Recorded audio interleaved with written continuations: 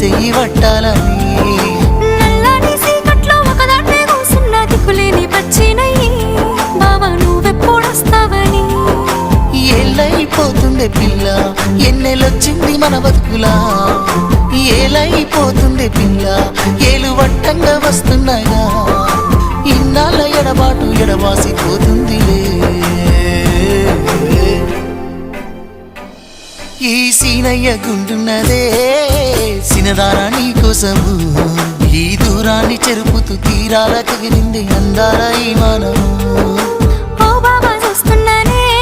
ఇంటి మీనంగా ఈ మనము ఎప్పుడెప్పుడు